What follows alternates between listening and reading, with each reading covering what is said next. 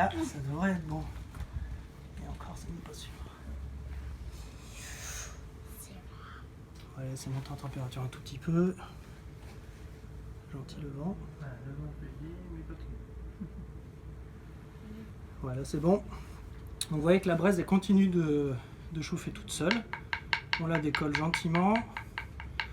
Voilà.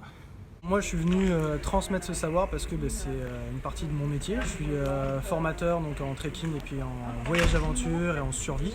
Donc si on sait faire du feu, déjà on se facilite beaucoup la vie. Donc voilà, je suis venu là pour transmettre cette connaissance dans le cadre de la fête de la science à l'espace Mendès France. Alors c'est un savoir que vous n'avez pas appris à Koh Lanta. Non, c'est pas un savoir que j'ai appris à Koh Lanta, c'est un savoir dont je disposais avant déjà par mes expéditions que j'ai pu faire en région isolée, notamment en Afrique de l'Ouest, donc en Namibie avec les San, qui sont les derniers chasseurs-cueilleurs et qui vivent de manière vraiment première.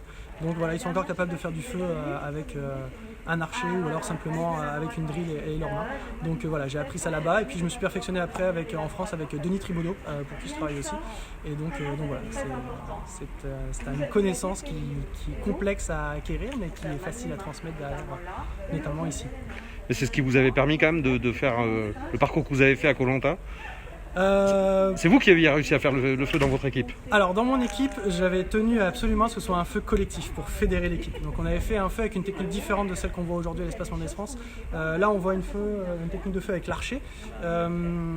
Et donc à Koh Lanta on avait fait avec une scie à feu en bambou.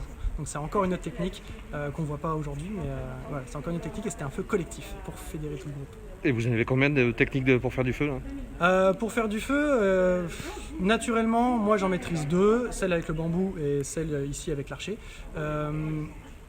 Sans archer aussi, mais avec des essences de bois particulières, notamment en Afrique. Et puis sinon après il y a d'autres techniques, on peut faire du feu avec des pierres à feu, on peut faire du feu avec le soleil. Donc voilà, il y a ça à prendre des outils un peu plus modernes, mais voilà, il y a plusieurs façons de faire du feu. Et ça vous arrive de prendre des allumettes quand même? De moins en moins, et le moins possible, seulement pour la cheminée.